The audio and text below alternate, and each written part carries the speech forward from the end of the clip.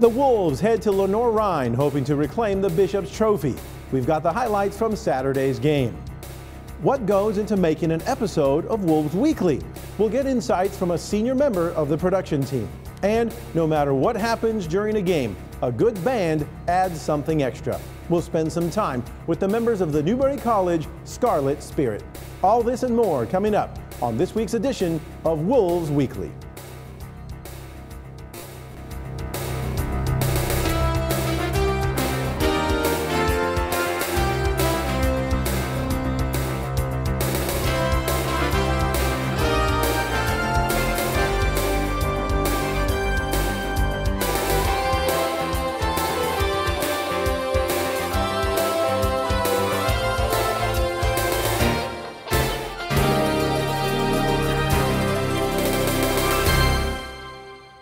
This is Wolves Weekly. I'm Al Della Chica. Last weekend, the Wolves football team tried to turn around from a rough start and hoped to get the season's second win as the Mars Hill Lions came to Setzler Field. Instead, the Wolves' hard luck continued as the Lions posted a 34-9 win. Newberry spent last week trying to regroup before heading to Lenore-Rhine to wage the battle for the Bishop's Trophy. But Lenore-Rhine has hardly been a pushover for Newberry over the years, winning 4 of the previous 6 matchups. To complicate things, the Bears have been strong this year, having lost only 1 game coming into last weekend. The Wolves came into Hickory seeking to bring home the Bishop's Trophy, but the Bears were not going to make it easy. Paul C. Fisher has the report. The Wolves are on the road again, this time facing a fierce rival, the Lenore-Rhine Bears. Newberry got the ball first and were led by second-string quarterback Isaiah Whiteside. Whiteside opened the game with an intercepted pass on 3rd down. Nick Cheekley returned the interception to Newberry's 25-yard line. The Bears' offense took the field, led by quarterback Jalen Ferguson. Back-to-back quarterback pressures led to a 4th down. This set up a 40-yard field goal for the Bears. The kick was no good, and the score remained 0-0. On the next drive, Newberry's offense struggled to get forward and was forced to punt. Lenore-Rhine put together a solid drive, gaining 3 first downs before running back Ty Robertson fumbled the ball. Newberry lineman Trey Irby recovered the ball. On this drive, there were 3 different penalties, 2 of which were against Newberry. Ultimately, they were forced to punt again. When the Bears had the ball back, a big sack by Rodney Wright helped set up a 4th down and a punt. The Wolves took the field and were led this time by true freshman Coleman Gray. Gray completed 1 of 3 passes for 14 yards before being forced to punt. Lenore-Rhine started the drive at their own 17-yard line. A 41-yard pass to Songa Yates put them deep into Newberry territory. Ferguson then connected with receiver DeAndre Rogers on a 12-yard score. The extra point was good. This put the Bears up 7-0. When Newberry got the ball back, they actually began to drive. A 29-yard rush by Dwayne Wright helped give them momentum. That was until freshman quarterback Coleman Gray threw a pass that was intercepted by Jalen Willis and returned 21 yards. A long pass to Adonis McDaniels set up a 25-yard field goal for the Bears. Jake Brown made the kick. This left the score 10-0 at halftime. The Bears opened up the second half receiving the ball. A great effort by the Wolves defense led to a 3-and-out. Both teams traded punts from here until halfway through the 3rd quarter, 2 20-yard plays by Quez Spells put the Wolves in Bears territory.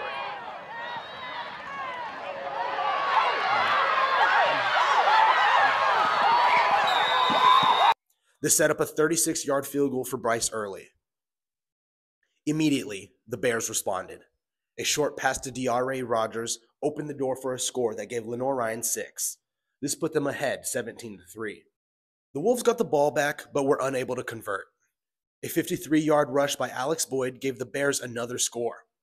This put them up 24-3 with a minute left in the 3rd quarter. Early in the 4th quarter, the Bears were putting together a solid drive when Ferguson's pass was picked off at the goal line. Keelan Roach returned the interception 40 yards. For the remainder of the game, both teams traded punts and turnover on downs. The final score was 24-3, and the Wolves will be on the road again next week when they face Catawba. We're going to get better. We're going to get better. We're going to get healthy, and we're going to get better. We got the man talent. It'll come around. I promise you. Stick with me, man. Carl, you said prayer for. Paul C. Fisher, NCTV. And the Bishop's Trophy will stay at Lenoir-Rhyne for another year as the Bears defeat the Wolves 24-3. It was the first time this season that Lenoir-Rhyne has allowed fewer than 10 points in a game. The Bears defense also held Newberry to 1 for 13 on third downs. Newberry also had to play without starting quarterback Reed Sharpia and leading receiver Keith DeSaussure on Saturday too, though freshman quarterback Coleman Gray came in during the first quarter and helped lead the drive that led to the Wolves' field goal. Newberry is now 1-4 on the season and has yet to win a conference game. They'll head to Salisbury, North Carolina to play Catawba on Saturday night. And I think as you start analyzing the games here over this whole season, as I've seen it from the booth at least, the offense is just not getting up to momentum. It's kind of hard. You got your leading receiver on the sidelines right now. Keith DeSaussure is in concussion protocol. We hope he gets back to the field very soon. But the fact of the matter is we've played 5 games now, and we have been kind of rotating with 3 quarterbacks, and that always makes it very difficult. So hopefully Coach Knight and the rest of the coaching staff will find something that works and get this offense clicking here soon enough, because they got to score some points. We love Bryce Early's field goals, but a lot of field goals probably not going to win you too many games in the end. Coming up, we'll get some insight into what makes Wolves Weekly happen, as we're joined by one of the program's producers. Wolves Weekly will continue in a moment.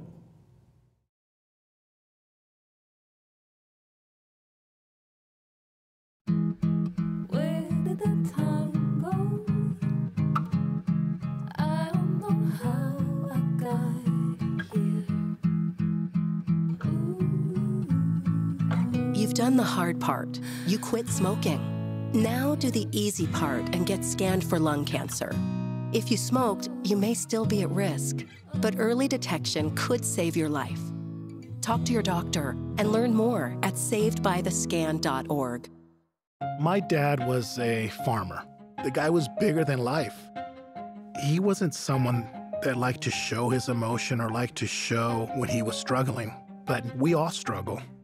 I want to show emotion to my kids. It's something that brings me so much joy, and I want them to see me working through things. Allow your kids to know that it's okay to struggle, that even dad doesn't know the answer sometimes, but we're gonna figure it out together. When it comes to making plans, you are the best. What about those barbecues you plan in detail for your family? Or your daughter's first costume party? It was out of this world. The same way you plan each detail for those moments, start planning to protect you and your loved ones from a natural disaster. Sign up for local weather and emergency alerts. Prepare an emergency kit and make a family communications plan. Protecting your family is the best plan you can make. Hi, I'm Smokey Bear, and I made an assistant to help you prevent wildfires. Dude, I've got this. I've been camping since I was 5 years old. But I am a camping influencer. You know what? I'll bet you $5. Okay. Assistant Smokey, what is the best way to put out a campfire? To put out a campfire, drown with water, stir, drown again. Then make sure the fire is out cold by feeling with the back of your hand. Wait, really? I'll take the $5. This is Wolves Weekly. I'm Paul C. Fisher, and this is our 5th episode of Wolves Weekly. Many of you may be wondering how the program actually gets to you. There's a lot that happens behind the scenes, and there's a lot of people that aren't seen on camera that you may never see, but play key roles in making this production come to you all. One of them is Caleb Barr, who is not only a lead producer on one of the production teams that produces the feature segments, but also serves as a stage manager and oversees numerous tasks when we record each program here in the studio. He's here to give us some insight on kind of what the process is like and what it means to get the program here to you all. Caleb, how are you today? I'm doing great, Paul. Thank you for asking. Dude, we're so excited about this. This is fun. So first off, just give us kind of an idea of what each week is like, producing the program and bringing it to the people, kind of from your role though. So from my perspective, bringing it to the people, I start my week by shooting the show. So we would shoot the show on Mondays. You know, we bring everyone into the studio, we set every role in its roles, we get everything going, and we just shoot it. After that, I'm talking with my team about what the plan is for that week. But for me personally, I kind of give my team more exploration of what they want to do. I give them, we kind of try to set up a set role of what we're going to do. So you're going to edit, you're going to voice over, you're going to go to this game, you're going to go to that game. We get it all set up as soon as we can, and I let them go out of their way to do it, and I don't really need to babysit them. They're adults, they know what they're doing, and they have this all under control, and I trust them completely. And so that's kind of what my week looks like, and throughout the rest of the week, I'm just checking in with people. People are checking in with me. We're just communicating as best we can to make sure that the segment is as good as it can be. That's really cool. And you're here now in a lead role for this production. Before that, though, and previously, how much experience did you have maybe in TV, in broadcast, things like that before Wolves Weekly? Funnily enough, I had none actually. So the only broadcasting experience I've ever had was a class in high school.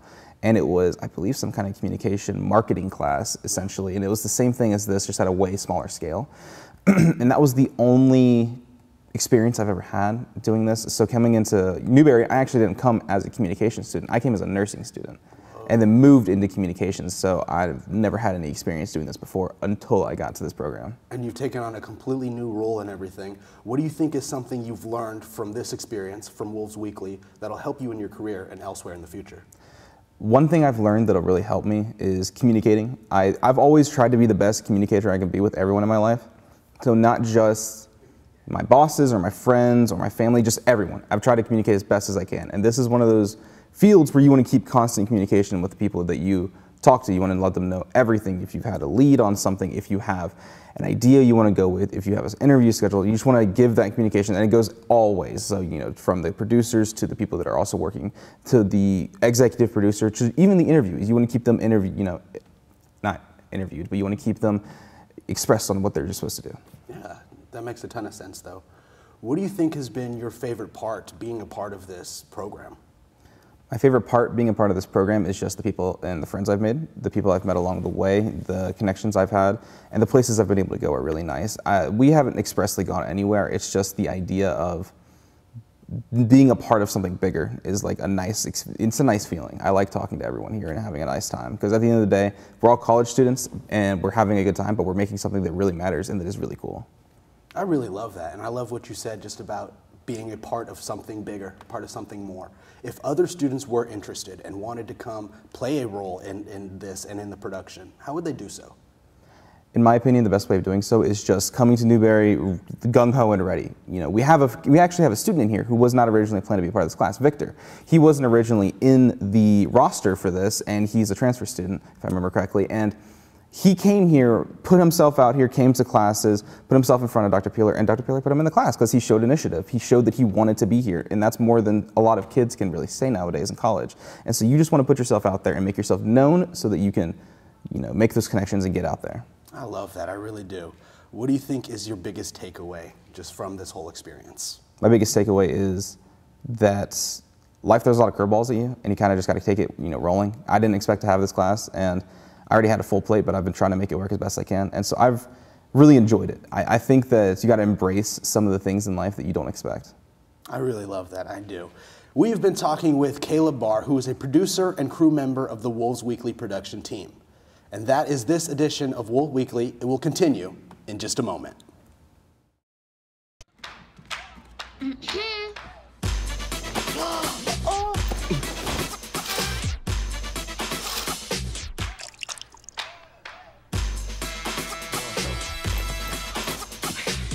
You're not gonna get it all right. Just make sure you nail the big stuff. Mama! Like making sure your kids are in the right seat for their age and size. Get it right at nhtsa.gov/therightseat. I'm an ex-drug dealer, and I'll be your sub today.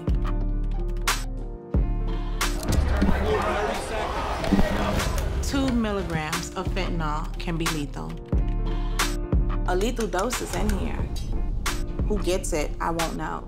It's cheap, it's potent, and it's profitable. The sad reality is, fentanyl is being mixed into everything now. More kitchen now.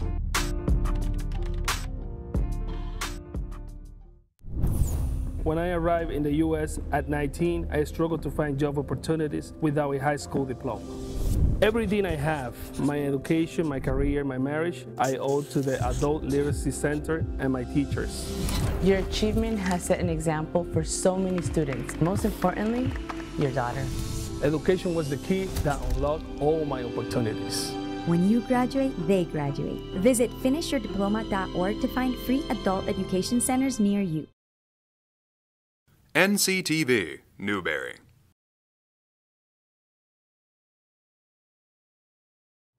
Welcome back to Wolves Weekly. When you think about the atmosphere of a football game, you're likely to think about cheering fans in the stands, cheerleaders on the sidelines, and players and coaches busy at work. But ask any college football fan, and they'll say it's just not complete without a marching band. Whatever the score on the board, a good band's lively tunes and spirited moves can turn any game into a fun experience. Correspondent Victor Hennian spent some time with the Newberry College Scarlet Spirit Band and found out what makes it special. Newberry College has had a culture brimming with plenty of exciting sports, but one thing that's not talked about is the band. Newberry College has had a marching band since 1956. Ever since, faculty and students have worked to grow the program to what we have today. The band started back with only just 5 members when David Santiago, the band director, was hired to take over the program.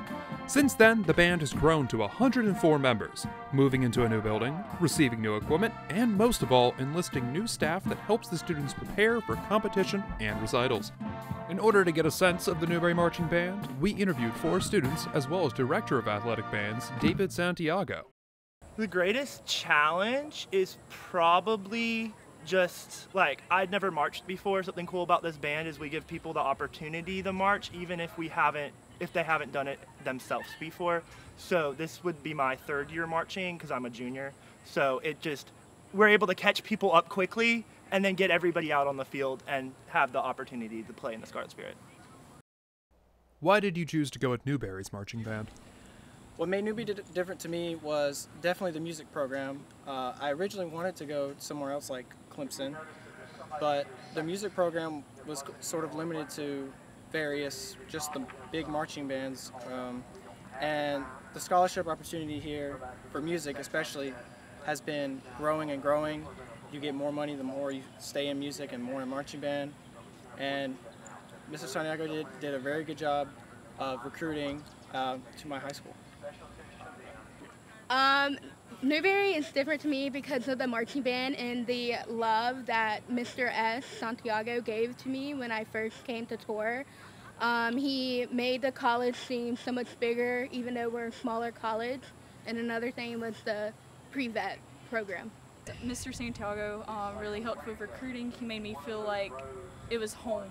I'm from Camden, South Carolina, so Newberry really reminds me of how I have a small town feeling, and I'm meeting all of the people in band, doing an activity really brought it home for me.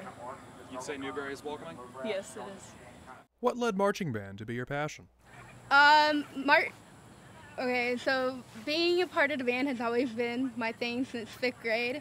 So I did marching band in high school, and Mr. S came talk to my high school and made basically showed off Newberry and just made me fall in love with the band and the relationship and the family that we have here. As the band's growth seems significant to you. Yes, we've almost doubled since I've been here, and it's been, you can tell just from the amount of sound that we get, it's just so important to the sound on game days. How has your leadership position been for you? It's been amazing.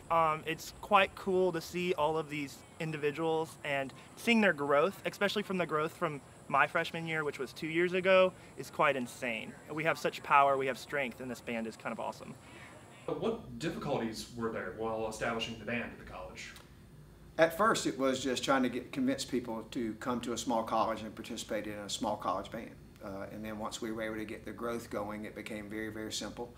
The college is very supportive of this initiative, trying to get the marching band to grow, so there's not been any financial restrictions or anything that stood in the way other than trying to convince 18-year-olds to come to Newberry to be in a small college marching band. What are you most proud of with the marching band? Well, the growth, number one, but I love that the family knit, how close we are. I think our students genuinely enjoy being with each other. making music together. I think they go on to have lifetime friendships with each other, and watching their interactions with each other, I think it brings a lot of pride to me.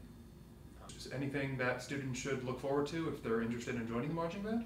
Absolutely. We are currently the third largest college or university marching band in South Carolina, only behind the two large universities, South Carolina and Clemson. And so I would encourage them to come and check us out, see what we're like. The atmosphere at a small college football game is wonderful. And so I would encourage them to come and check it out and see what they would like to become the next Newberry Wolf. All right. The Newberry Marching Band is a vital part of sports and special events at the college. These students do more than just play instruments at the college. They motivate crowds, inspire its players, and are an integral part of Newberry school spirit.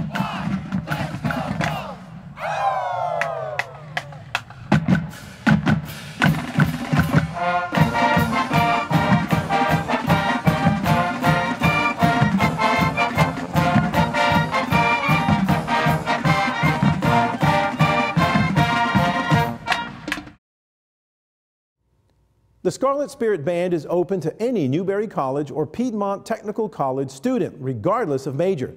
And students don't have to have prior musical experience. Some students learn how to play an instrument while they're in the band, while others take part in the color guard. According to the Scarlet Spirit webpage, the only requirement is to have an interest in joining an outstanding group of students who are proud to offer spirit and enthusiasm. Wolves Weekly will continue in a moment. Jason, let's go see your room.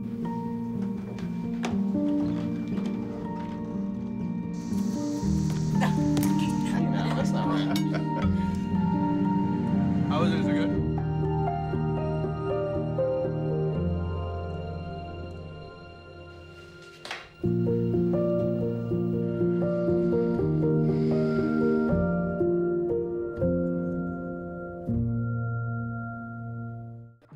How do you know when you've made the right decision? It's the feeling you get in your gut. The one that tells you what's right or wrong. It's the one that says, sure, I can have a drink. Or the feeling that says, okay, I've been drinking. Now what? It's the voice inside you that says, I'm buzzed. Better leave the car when it's time to go. Plan ahead. Catch a sober ride. Buzz driving is drunk driving. It's something about having that piece of paper. Some people think that's worth more than my skills. I've run this place for 20 years, but I still need to prove that I'm more than what you see on paper.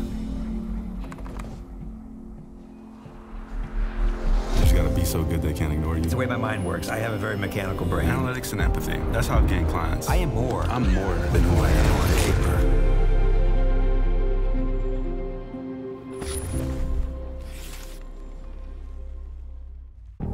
You can talk to me if you're feeling sad. Thanks for hearing me out, bro. Whenever you need to talk, I'm here, okay?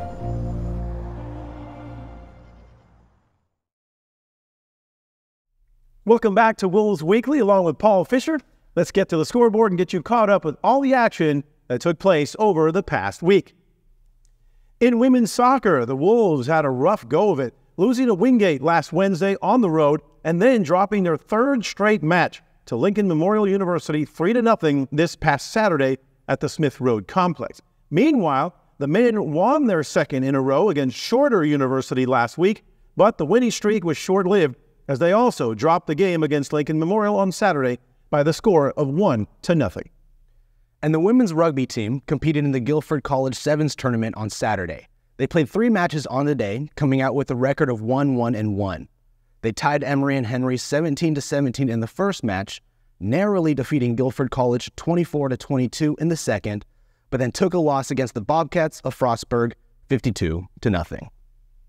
And in field hockey, the Wolves keep on winning, notching their 8th victory of the season against just 1 loss as they defeated the Lander Bearcats on Saturday in Greenwood. The final score was 2-1. The Wolves are now in second place in the South Atlantic Conference behind Wingate, and those two teams will play each other this week for the top spot. And last week, freshman cross-country runner Addie Davis and senior soccer forward Hanouk Awuge were named South Carolina Army National Guard Players of the Week. Davis placed 5th in Newberry's Invitational at Johnson Farm, placing her as the Wolves' top finisher for the event. Awuke scored the game-winning goal in the Wolves' recent 1-0 victory over Lenore Ryan. It was their first win of the season also. You can read more about all of the players of the week, as well as recent news from all of Newberry College's teams at newberrywolves.com. You can see full season schedules, get tickets and official merchandise, see all of the highlights and more, all at newberrywolves.com. And next week, the Wolves head to Salisbury, North Carolina to play Catawba. Newberry defeated Catawba 38-31 last October at Setzer Field and has won its previous 6 games against the Indians, while Catawba itself lost 36-33 in a double overtime thriller against Limestone on Saturday. And Paul, you know, this is what you sometimes refer to as kind of could be a trap game, meaning we've had recent success against them, 6 in a row, 7 out of the last 10. It's what we need, I think, for our team to kind of get going. But if you look at the recent stats, Catawba has lost. In their last 3 games, they've lost by a combined 7 points, 2 overtime games. They're right in the games. They are scoring points. Fewest points they've scored was 28, by the way. Wow. So our offense needs to get going. I'm a little worried going into this game, to tell the truth. Yes, basically what that shows, though, is that the Catawba offense is effective. They're efficient. They're able to finish the drive, something we're seeing that the Newberry offense is just struggling to do. They're able to drive. They're able to get down the field. But as soon as they get into the red zone, whether it's a penalty that they're committing themselves, whether, you know, we're just not able to get into the end zone, and we settle for the 3 points. It is nice to get a field goal, but 3 points isn't 7 points, and it's not going to win you the game there at the end. But I hope we see some amount of change. I'm excited to see what the outcome will be, and maybe they do continue that record. Maybe the Wolves hold on to this one. We'd like to see 7 in a row, that is for sure. And Jimmy Coggins and I will bring you the play-by-play from Catawba on Saturday night right here on Flow Sports. And, of course, next week, we'll have the scores and highlights for you right here. In the meantime, that's all the time we have for this week's edition of Wolves Weekly. I'm Paul C. Fisher. And I'm Al Della Chica. Thanks for watching, and join us next week for another edition of Wolves Weekly.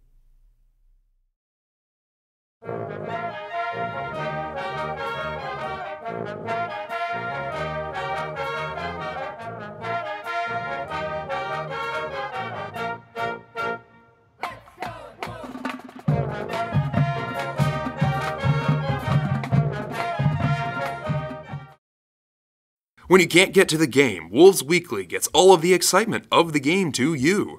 Available on Flow Sports and produced by NCTV Newberry.